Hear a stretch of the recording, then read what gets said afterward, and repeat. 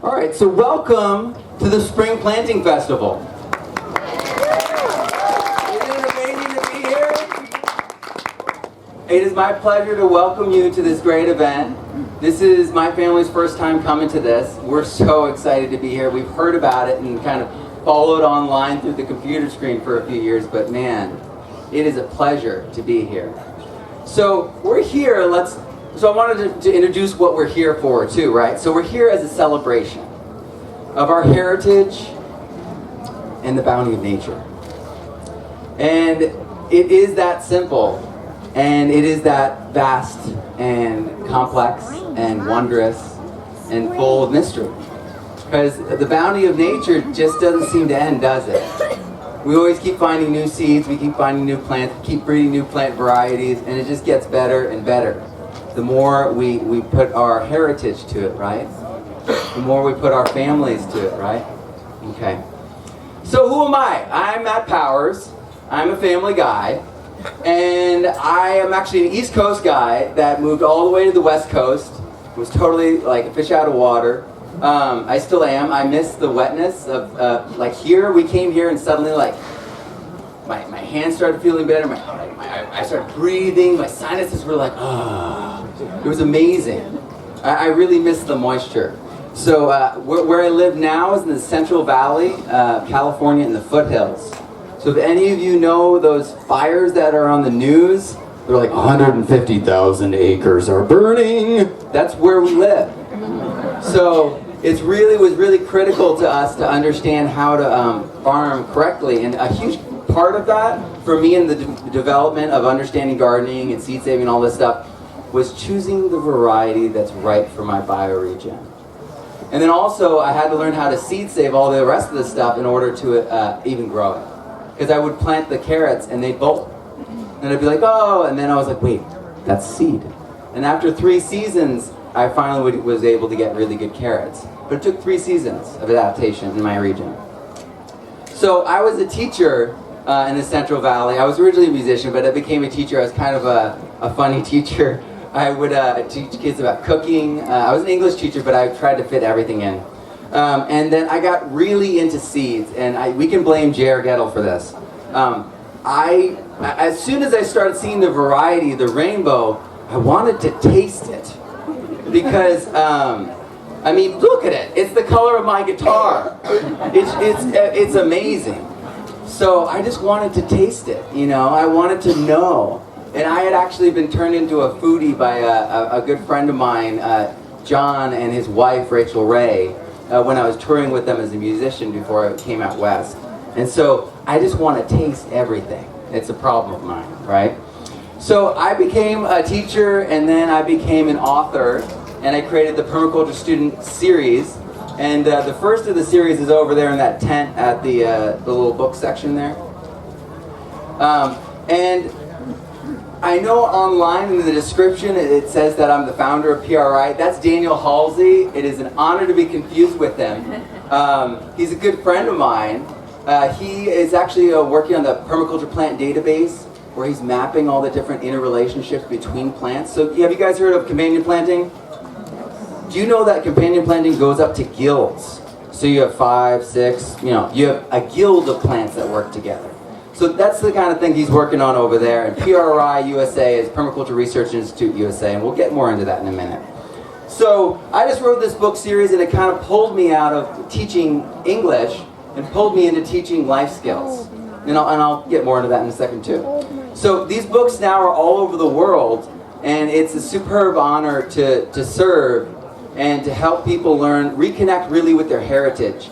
Because for me, I was an English major, I wasn't a scientist. And my wife got cancer, was it 9 years ago now? 8 years? 8 years ago maybe now? We try not to think too hard on those times.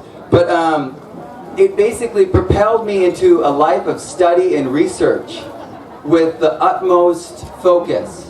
And most people don't have that opportunity unless they're in a very dire circumstance. It's very stressful to put everything of themselves into it. And so that's what happened to me, and it kind of transformed me, and now I get to help everyone else after I helped our family adapt and everything too. And we're still adapting. It's just a long process of adapting to nature, because nature keeps changing, right? The world keeps changing. So what is Landrace Living, speaking of adaptation, right? Well, let's first talk about what are land races, right? So does everyone know what land races are? This crowd should know. Okay, so so land races are something pretty incredible. Land races are, let's first talk about an example. This is a land race that you guys have probably seen. How many people have seen the Peruvian Highland Valley corn that Patrick Simcox collected for rareseeds.com for Baker Creek? Have you guys seen these crazy Peruvian corn? They're amazing. They look like beans because they're so colorful and so detailed. They're also genetically very unique. And they're photoperiodic, and so they're expecting to get less sun and to be at a higher elevation than we have, like here, for instance. So you can do certain things to try to trick them out, but they're bioregional. They carry in their genes their region. Their identity is their region, okay? Maybe some foreshadowing there. So I adapted that corn that you just saw, and now you see that they're not as pointed, right? They're rounded. I adapted it to my region by crossing it with another land race, another Peruvian land race, because I wanted the genetics to. All right, so when we have pools of genetics, they're not going to overlap completely, but if you cross them, they're going to have more genetic material to work with, to overlap with, right, to adapt to that region. So that's what I did, and there actually might be some other things sneaking in there. We're going to see as we breed it out over the next few years. So this is a land race. It's an adaptation to the region. And this is, I think, Stephen, you did this, right? You adapted this corn too? Yeah, so you did it in a greenhouse? I did it in the greenhouse and in the field, though. Okay, all right. It's tough to get to do it. I planted this corn in June, and I harvested it in December. What? Yeah, and it was almost 20, it was like 16 to 20 feet tall. It was incredible. Totally nuts. And so and the thing is, what's going to happen this next year is I'm going to grow this out, and it's going to be something entirely new. Not only, if I kept it pure, it still would be something entirely new, because the genetic selection by the region's reaction, the interrelationship between the genetics and the land, is going to be a unique combination. And if any of you guys have heard of epigenetics, anyone heard of epigenetics? Yes! That's what I like to see. You know then that the whole paradigm based around GMOs is bogus, because we adapt to our region. And it's syntax between our genes rather than each code being a thing. Each code actually represents a phenotypic spectrum of possibility, not a fixed reality, which is pretty profound. I mean, we always are learning how much we don't know, right, when we work with nature. But it's just one of those things also that is exciting. So that's something I was working on. So it's a land race, though. Land races are these bundles of genetics. So you've got the small peas, the big peas, the speckled peas, the non-speckled peas. It's a big mixture that you grow together and keep saving as a group. Because what happens is I'll get to that. So all purity, though, all the selected seed, all the heirloom seed actually came from land races that our families saved. So our history really comes from us saving seed in bulk and saving the weird ones with the interesting ones, with the ones that don't do well, with the ones that do great, all together. Because, well, we'll get to that. So this is sorghum. This grew. This Mennonite sorghum grew in gravel in my front yard. You know what I mean? Adaptation for my region, and that's something that we all can do. We all can push our plants, and that's part of this. Because with this diversity, there is strength and there is health, because there's more genes to pick from. So this is painted mountain corn. This is a wonderful land race. This is likely one of the land races I crossed with. I have a spread out area in a hill, and the way the wind works, it doesn't always cross. It's actually interesting, like little microclimates, because I'm on a slope. And actually, that's how I did that corn outside. It doesn't like the sun. In fact, everything I had read on it was saying that if you leave this in full sun every day, it won't form ears. And so what I did was I put it on the dark side of the hill so that the sun would hit it and then quit. And so I was getting 4 to 6 hours of sun a day. And that's probably part of the reason why it took so long to grow and develop.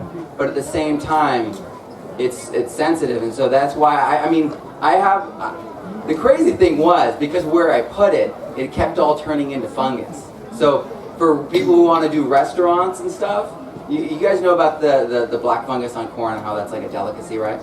So it made tons of that. I actually had like 40 ears of corn up from this stuff, and I only was able to save like 12.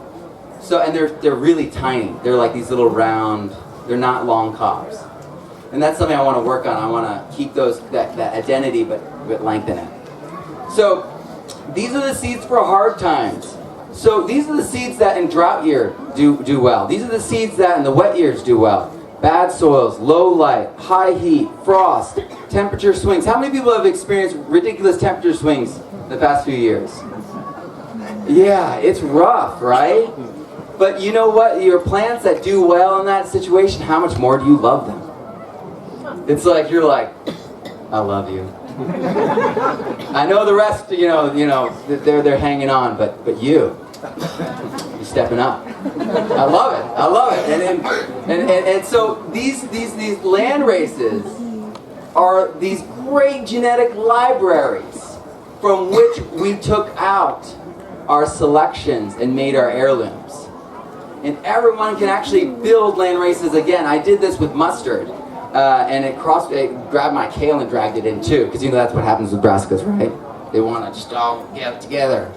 So what I did is I got 12 different mustards from all over the world, and I grew them all next to each other and let them all go to seed, and then I kept doing it for several years. And what happened was, obviously I had crosses, obviously I had interesting things happen, but I started getting gigantic mustard. Like as long as my arm, leaves as long as my arm. And I started getting things like my kale, the purple ragged jack kale? Or red Russian. It's red Russian kale, does everyone know that? Yeah. Or it's the tender kale, it's not the one that everyone hates. So it's tender like spinach, it's wonderful. I got it to cross with mustard, so it's a little bit spicier, but it lost all the purple. So it's this really like pale lime green kale. And it's tender and really pretty. So I was thinking of calling it Raggedy Ann. Alright, so we need to save our seeds, and that's something we all know, right? But we need to breed our seeds, and we need to adapt our seeds. And we need to share our seeds, because what they're growing on the other side of town is definitely genetically different from what we have over here. And if we're always just saving our own seed, we might be losing the possibilities that we could have if we just brought in some of their genetics, enriched our library, right? And we do that anyway. That's what we're doing when we're flipping through channels, right? We're trying to enrich our library, or we're reading new books. You guys do flip through channels. I don't have a TV anymore, but that's still how it works, right? We're not like waving at the TV to like go, yeah. Okay, good. All right, so I love seeds and I love taking pictures of food and everything, so there's a ton of them in here. This is a purple tomatillo from Rare Seeds that I grew. All right, so yeah, we've arrived. So what is Landrace Living? Can you guys kind of guess? Anyone kind of feel like they've got an idea of what it is? Okay, so it's living bioregionally. It's living locally. And your bioregion can be your watershed. It really depends. It can be your climate and your local area too. But living bioregionally. So growing food and saving seed. Buying and living local. And living local is like building our communities back up. Compost all organic matter. And we'll get more into details of what that means. Because you guys know that cardboard and paper is organic matter too. Self-reliance. That's something that our heritage is so strong in this region. Self-reliance, that is what defined us. We declared our independence, right? that is self-reliance. We're going to rely on ourselves. We're going to be independent, right? I feel like that's a founding principle. So that's critically important for us to find ourselves again, I feel like, as a nation. And then regenerative living, not sustainable living. Sustaining is just, we can keep going doing this. We can just keep, and that could be something horribly negative too. I mean, the example they always use is, slavery was sustainable. Awful, but sustainable. We need to be regenerative. We need to improve everything, all aspects, from all sides. It needs to be a holistic solution. Holistic means like the whole. It means including the whole system. All right, and we are part of nature, and nature is part of us. So if we don't address them as a whole system, then we're not really addressing anything.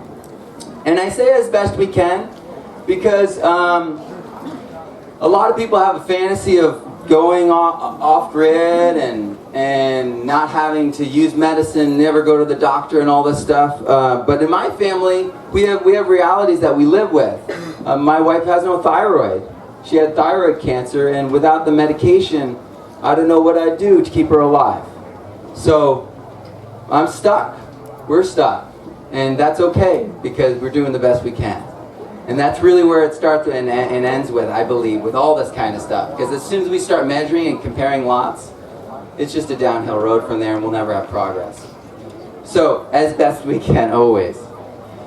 And have you guys seen Buddha's hand before? This is an incredible citrus. It's basically all zest. There's a little bit of pith in the middle. Super fun. Very rarely get seeds. Okay, so our systems must change in order to live bioregionally, right? We don't have everything in our region that we need currently set up.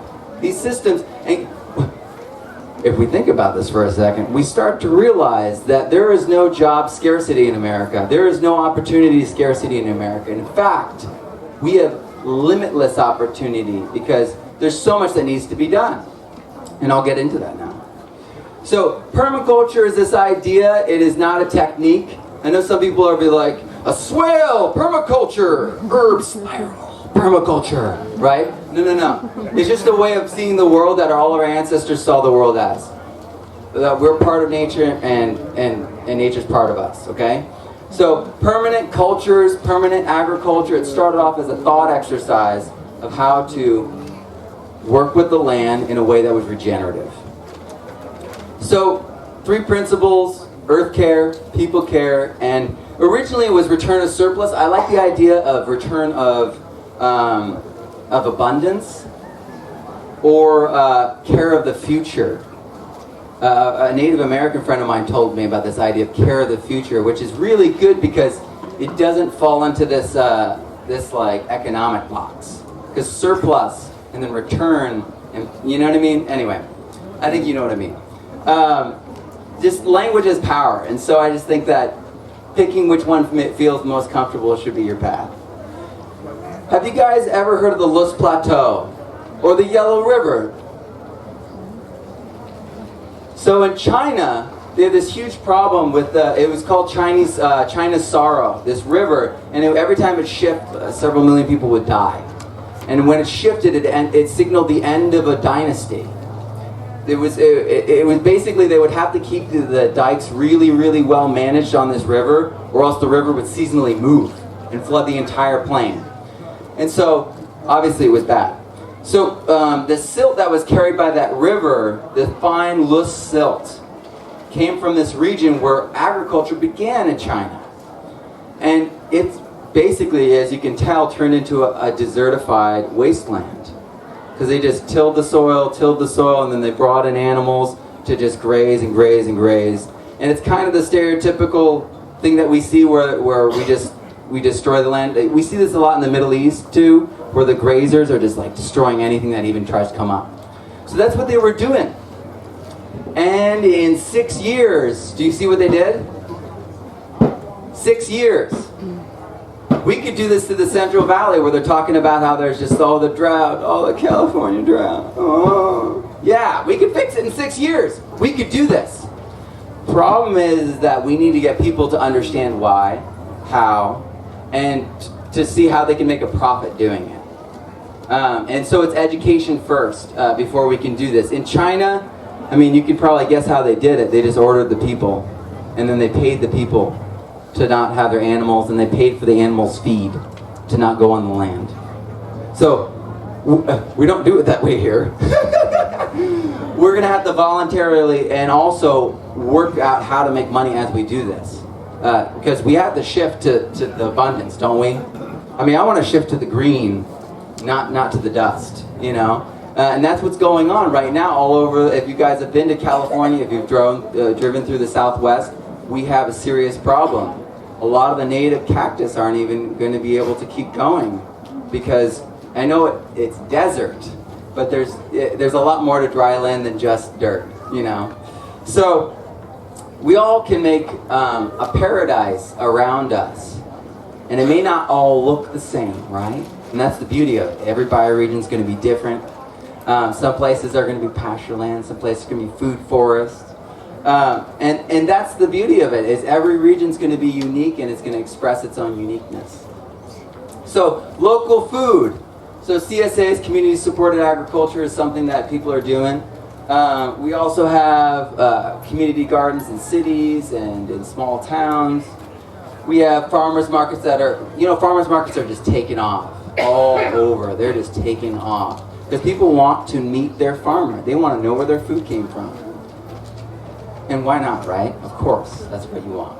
Edible landscapes. This is something that is happening in cities a lot more.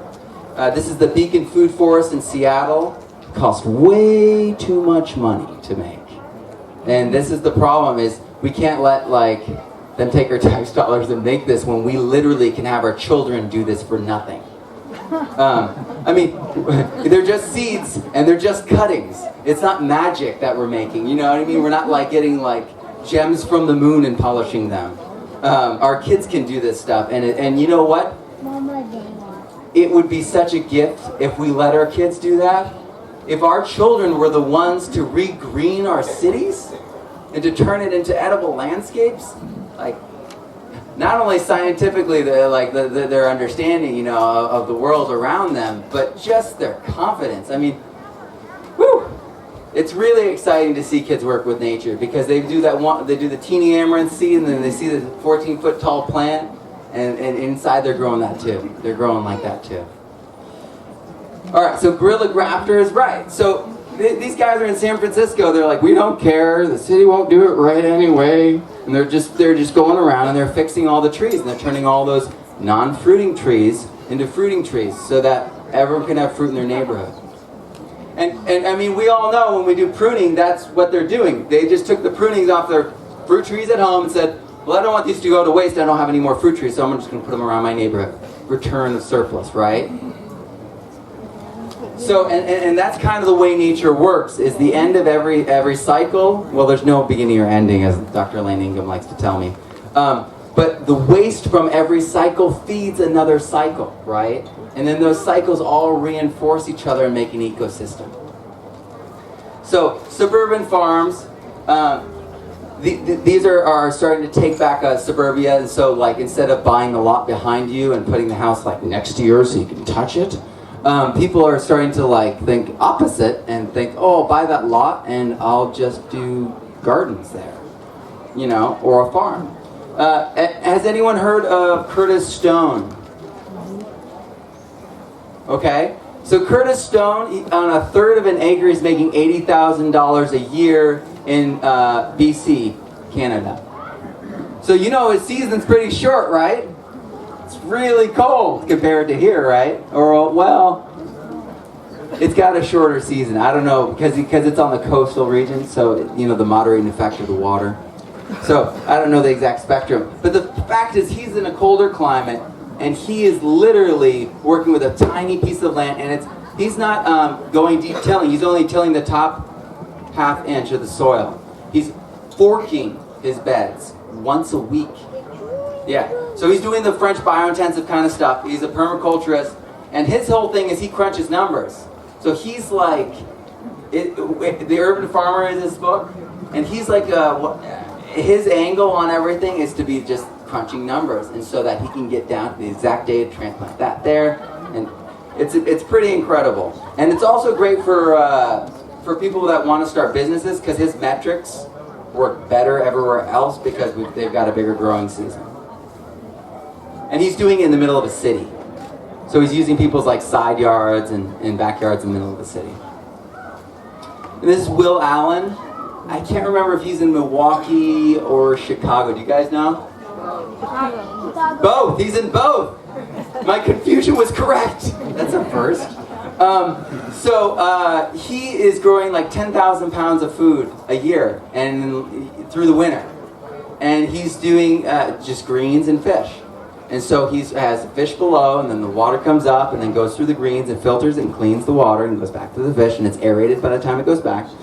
And so he is growing huge amounts of food in food deserts. And his model is infinitely scalable. We could just be popping these everywhere, all over the cities of America. So, and I think Will Allen was a famous basketball player too, I believe. I'm not a sports guy, but that's you might recognize him. So think vertical. We need to start thinking vertical, especially in like the urban spaces. And if it gets too hot in your region, you want to go up and then over and shade. In my region, if you don't shade, the full sun stuff doesn't do well. Full sun is too much. It's way too much in the Central Valley. It really hurts, actually. So actually, this guy's in the Bronx. He's a fellow school teacher like me. And he just got real crazy and started pouring his money into his own program. I don't know if he has a family or a wife. But he does. Well, she must be very supportive. Because as a school teacher, I don't have very much money. So yeah, and I think he's good at writing grants. What's his name? I don't remember, but if you look up the Green Machine and the word Bronx on Google, you will find him. Stephen Ritz. Thank you. It's wonderful having an informed classroom or crowd, either one. So yeah, I mean the fact is, has anyone heard of hardy kiwi? Do you guys know it goes like 40 to 60 feet tall? And it grows like in a much bigger range than the fuzzy kiwi, and it's also doesn't have that annoying fuzz on it. You can just eat it. It tastes the same.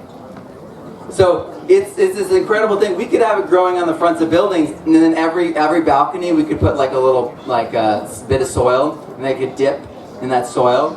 And so when you go on vacation, you don't need to water because everyone else is watering theirs, and it won't die, right? Okay, so water catchment by design. In this region, oh man, we're like driving into this region, and I'm like, wow, I'm gonna have to take that part out of my talk. Because I mean, I'm so used to California, I'm like talking about water catchment all the time. You guys have so much water, it's amazing. It makes me just want to move here and start growing fish. Yeah, water catchment by design. You guys know that Phoenix, Arizona gets enough water and rain every year to account for their needs, to account for their usage, not just their needs. Pretty incredible, right? It's all, and you know, LA is getting way more water than it actually needs or uses. And they go, you know what they do with the water, right? It goes in concrete, and then it goes out to sea. There's literally like concrete chutes that run through the entire area. And then the water they do use, and they don't use that water. I don't know why. Maybe they're too good for that water. But literally, they're taking the water above me. And so all those forest fires are actually man-made. They are literally burning the houses of my students. They are. And what they're doing is they have got 20-foot tall pipes that they're taking all the snow melt every year down, running them through turbines and selling us back the electricity as if it isn't ours. And then they're selling us the water. And then they take it to LA, and what do they do with that water? They flush it once. They take our beautiful water after it's gone open, because it travels in open canals. So it's evaporating the whole way, and we're talking about hundreds of miles of evaporation. And then it gets there, and they wash their hands with it, and it goes down the drain and out to sea. Like that. And it's constantly happening. It doesn't happen once, it just happens forever right now. It just pouring out to sea. And that's really what's going on in California.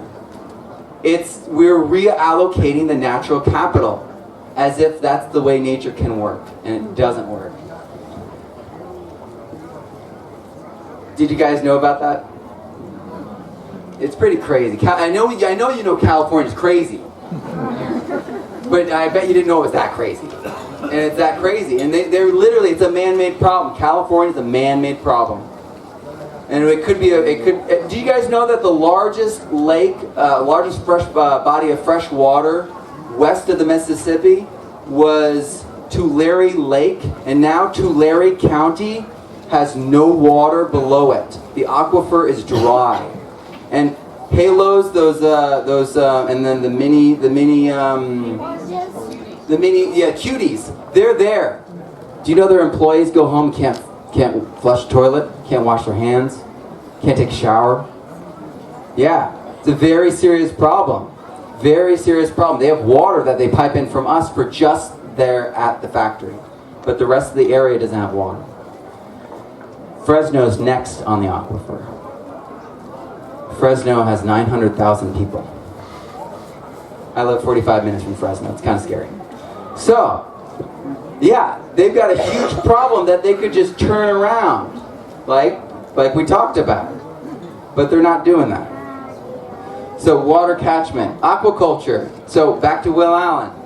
And you guys, your aquaculture here, how many people raise their own fish here?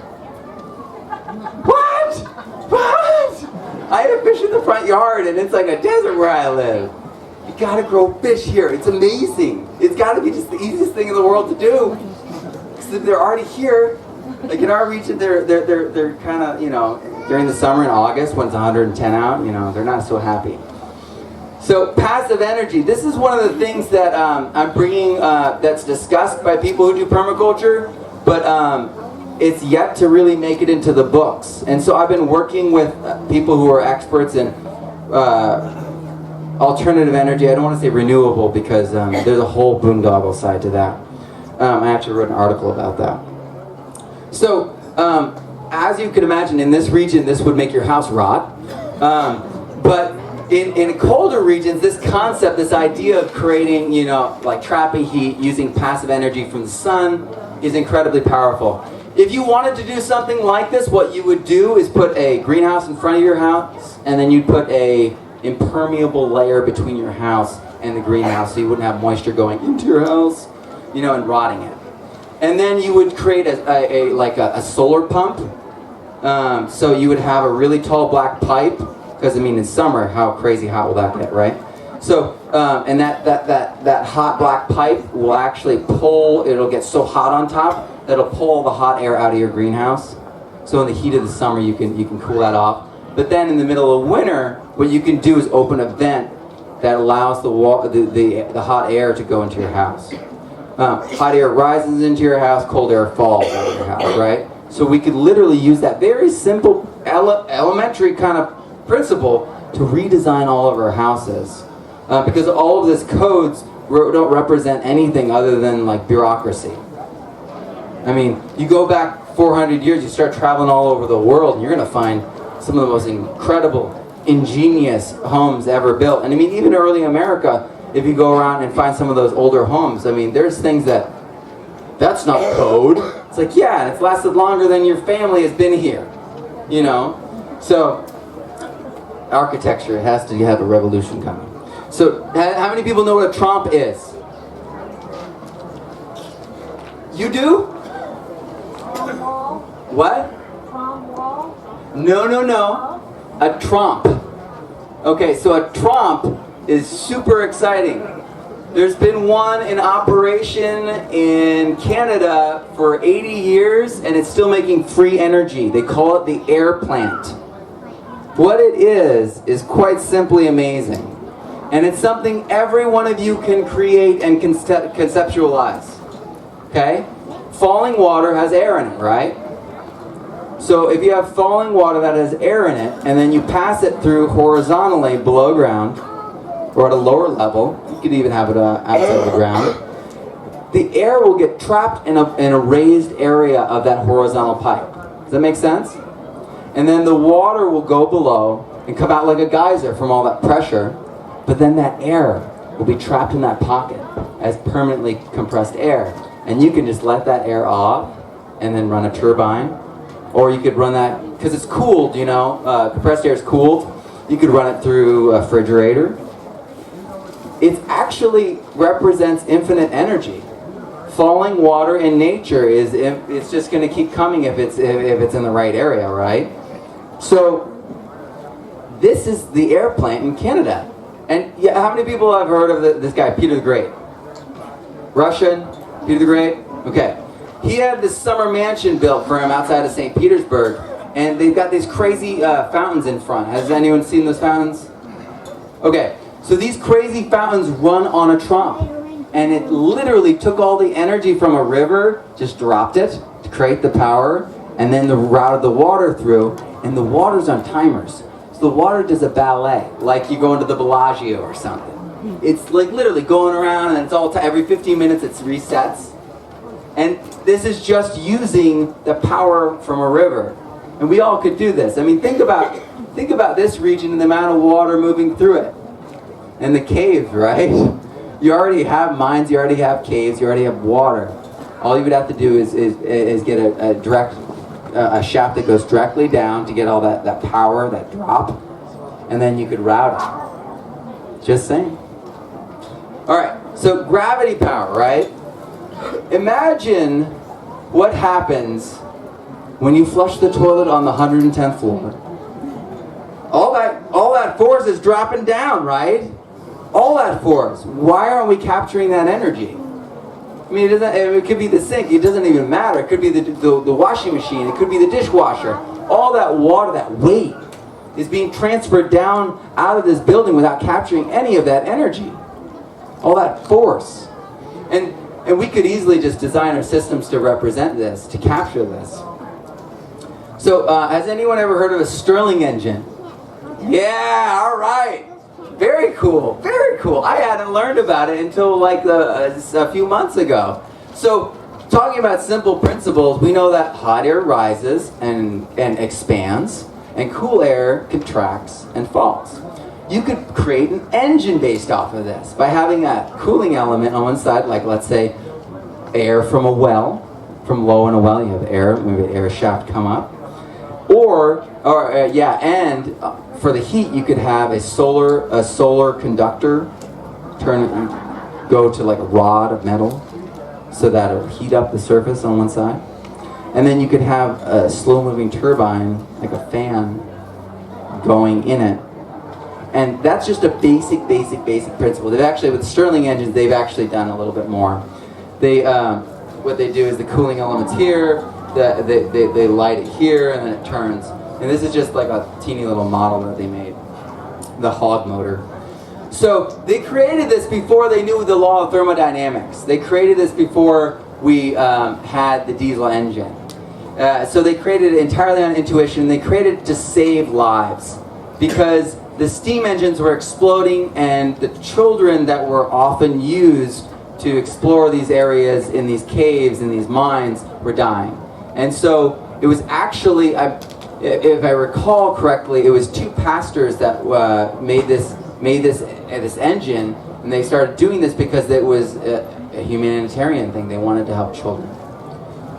And isn't it beautiful that we have this kind of technology suddenly coming back now, right? Just when we need it.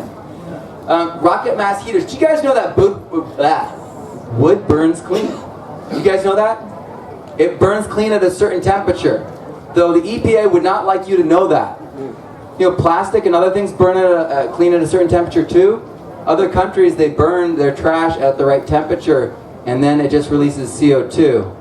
And yeah, you can wrap the CO2 into an algae pond and feed the algae, and then you can take that algae and compost, trap that carbon, right? All right, so I'm writing this book for high schoolers, the Permaculture Student 2. It's the next book from the series. And suddenly I stumbled upon that everyone in this room would have had the same exact, you guys would all have the same exact realization. But I was talking to this guy, Troy Martz, about alternative energy. We're talking about the biofuels. Have you guys heard about the Carter administration started this algae biofuel thing? in the 70s, and they're only now just really getting it tight. Have you heard about this? All right, so this algae farm, they're basically growing algae under panes of glass and water using the photosynthetic energy, and then they're composting it basically. They're breaking it down, letting it compost, and then it turns into basically what oil is. And they literally can take that broken down algae and then bring it to a refinery and make oil and gasoline out of it. And that's what they're doing, okay? But in my mind, I was like, wait, Troy, so if it's the same as the stuff we pull out of the ground, why don't we just sink it back in the ground? And he's like, oh. And I was like, and then the methane that's released when it's breaking down, we burn. And then feed the CO2 from the burning back to the algae in the second phase of the algae, so that the first phase is that taking a CO2 from the outside air, because then it's sequestering, right? And so any CO2 that I create goes back in, and then you break it down, and you can create energy to run it all with the burning methane, the biogas, and then you literally could put these on top of wells and sink that biofuel right back down into the well. And it would be the fastest way to sequester carbon directly. And it's also a return to the source. And if you think about it, that well can just be reversed at any time if we really, really need it. And so it's like us putting our savings for our energy future into the ground as we regenerate the area around us, as we trap carbon, as we reduce the carbon load in the atmosphere. And then the whole climate change thing is like really, really simple to me. Really, really simple. How many people have seen you remove all the trees from a mountain? What happens to that mountain? It's awful. That climate's changed, right? That's what's happened. We've removed the primeval forests from the earth, and then our soils have gone from, and I mean, if you read about your ancestors and the way our soils were here in America, our soils still are the best in the world. Don't get me wrong. America still has some of the greatest soil and the greatest land in the world. But our soils were incredibly deep, like almost like comically deep compared to now. So we can build that back, but that's our heritage. Rocketmass Heater, sorry, circling back. There's a lot to talk about. So Rocketmass Heaters, if you guys have heard of Erica and Ernie Wisner, yeah, they're friends of mine. They're actually helping me write the next book for the alternative energy section with Troy, because obviously I'm not doing this in my spare time. I'm learning about it and learning from them, but I'm more of a conduit. So, and as an educator, you know, that's what we do, right? We gather the information, we organize it, and then we transmit it. So the Rocketmass Heater thing is it's a J-tube, and so it creates a smokestack basically, and what happens is it causes reburn. So the smoke itself becomes fuel, and then it burns clean. And they literally are burning, they're burning stick fuel hotter than logs, so that's what happens because there's more surface area. And they're going from 4 cords of wood to a half cord of wood. They're proving that you can heat your home in North America with the sticks from your yard. And it's clean, and we don't need an EPA to tell us that, you guys know that these fireplaces are illegal now, right? The EPA made them illegal. You can't sell a house with a fireplace in it, you have to rip it out. They're not illegal in your homes now, but if you try to sell your home, you have to rip it out. Yeah, right when we discover that it's all clean burning and we have a way to suddenly have perfectly regenerative, because I mean, think about how many of you have to clear wood off your land, clear brush off your land. That's all fuel. So, incredible things are happening. Erica Wisner's book is just coming out. And it's actually, I think you can actually order it now. So, all right, so paper to fungi, getting back to this. All fungi eats, almost, let me reverse that. All paper and cardboard can be eaten by fungi. So it will turn into mushrooms. It'll inoculate it, turn it all white, and it'll fruit out into mushrooms. And then once it's done fruiting, it's spent substrate. And then you can give that to worms, and they'll break that down, and they'll turn it into compost. into humus, into soil. So all of us, and it's a two-stager. It's not like the kitchen scraps where you can just give them to the worms, right? Well, you can, but it's not as good. I mean, you can give them directly just cardboard. It doesn't break down as fast, and it's not as fine. Because you guys know that fungi travels through cell walls, right? It travels like direct route. It doesn't go around things. And this is coffee grinds. You guys know that the nitrogen coffee grinds, oyster mushrooms love that. There's actually a business based on this in Canada. I think Jeff Lawton helped set it up. And did you guys know, this is my friend Peter McCoy's project, Radical Mycology. He figured out that cellulose is the primary component, cellulose is the primary component in the cigarette filters. Even though, right? And so he figured out that he could get mushrooms to eat it. He had to trick them though. He used the unused filters, got them to eat it. He got them trained so their genetics were there. Then started feeding them the dirty filters, and they were eating it and turning them into compost, taking all the gunk and turning it back into that black rich soil, right? Because that black rich soil, that blackness is carbon. That stuff that gets stuck between and I've been in pools lately because we were traveling, but you can still see my fingerprints. That's the humus from my land still in my flesh, and it's like that's carbon. That black stuff's carbon. And so when we're composting, we're actually doing the reverse process of burning fossil fuels. All right, so seed balls and guerrilla gardening. Masanobu Fukuoka rediscovered, he brought back seed balls. They're an ancient technique. They're a way that you just combine compost, clay, and seeds and throw them. And then they sprout on their own. Curbside, abandoned lot, and island gardens. This is just taking back our cities, taking back our right to garden. I don't know if you guys know this guy, Ron Finley, but basically it was illegal to have curbside gardens in Los Angeles, and he did not care because he understood what we all know. It's a human right to grow food. It's a human right to participate in the cycles of nature. So he forced the city he just kept giving neighborhoods gardens for free. And then the people start coming out and saying, no, get out of here. And they would have like police and like state, like our city officials and everything be like, get out of here. It's my children's food, get out, go. And they finally just were like, okay, I guess we can't enforce that. And then they backed off because that's a human right. In California, they also tried to ban seed saving and seed sharing. Crazy. Crazy. Yeah. We're looking at land in other places too. But we live on family land, so we're always looking at land. So vermicompost. Using worms. Worms are tillers of the soil. They've been doing it forever, and they keep doing it. Fermentation. So turning our excess food into our abundance. This is kefir. I always say this. I've got 10 minutes. I'm almost done. I'm good, I think. Do you guys know that the way bread was created came from abundance? So they had too much grain, right? They started saving seeds, started saving grain, and then they had too much at one point. And they started experimenting with it, right? Started making porridge. They started making like oatmeal kind of stuff. And then one day they had so much, someone left their oatmeal out, or their porridge out. And then someone later on went back and found it and it was bubbly. Ugh. And someone said, well, we shouldn't waste that. We're hungry now. And they said, well, I don't know, it's bubbling. Well, let's cook it. And that'll fix that. That was bread. That was the first sourdough bread.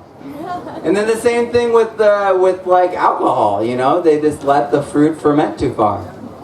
They just left the fruit out, and then it's like suddenly, whoa, I like this fruit. Yeah, I don't drink, and I'm not condoning that, but I'm just saying, like, this is how these things were discovered. We literally, like, we're partnering with nature and observing and interacting with nature, and we have so many things that our heritage has waiting to show us again. Other forms of preservation. Other forms of eating food, of living. The neighborhood, that's something that really needs to come back. I grew up with Mr. Rogers. I believe, I totally still buy in 100% into his messages. I really do believe that we all can have amazing communities where we all can be friendly, where we're all interconnected. Even though we're self-reliant, we're interdependent, right? So that means we need the local market, the local butcher, we need the local baker, we need the local everything back. And I was hinting at that earlier. We do not have a job scarcity thing in America. I know we've outsourced all of our jobs, and we're about to do more of that with the TPP and all this stuff that Obama wants. But the fact is, we do not have a deficiency in America. We have disconnectedness. We have laws and regulations that prevent us from doing things that are natural for people and the earth. So we need to buy what lasts. We need to buy generationally. How many people have something from their great-grandparents? You can't buy that. You cannot buy something from your great-grandparents, and the value of that is incalculable. It has no meaning outside of your family and outside of you. But does that mean it's any less important? No. In fact, that means it's more important, much more important, and our society doesn't reflect that, and it needs to start reflecting that from the bottom up. So yeah, no more commuting. We need to be local. We need to not be wasting our energy and our time just traveling to another place to work, to return home, to live. So we need to be bartering, we need to be reusing, we need to be repairing, we need to be doing without. We need to be using all 8 forms of capital. This is a really fun one. There's social capital, there's intellectual capital, there's experiential capital.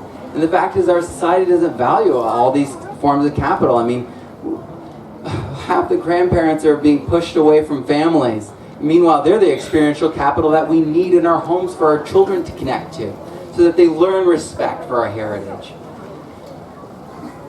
So yeah, check out the 8 forms of capital. They're doing amazing things.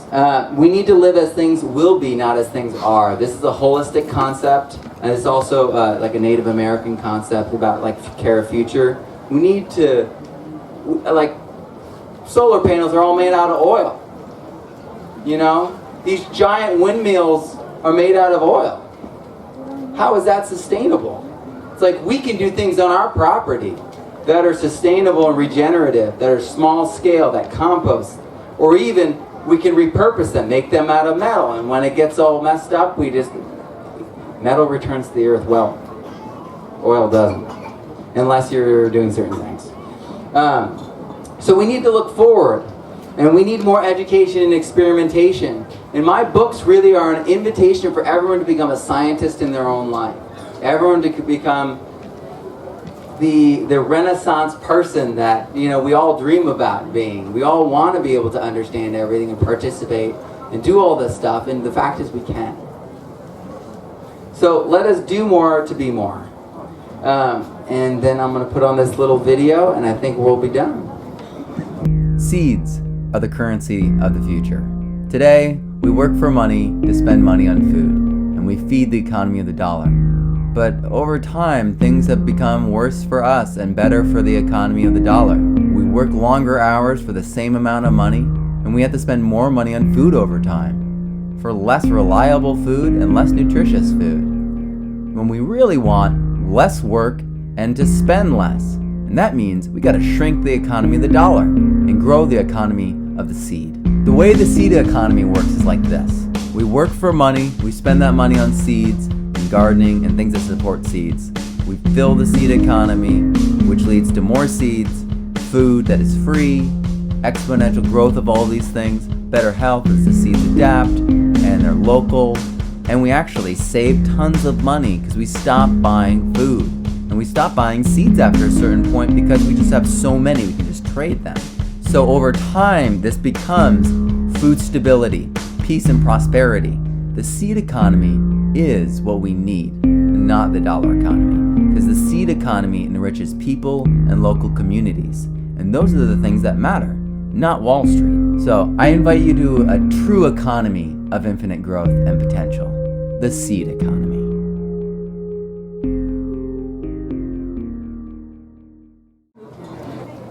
Each moment is a seed, so I invite you to plant them wisely. Thank you so much.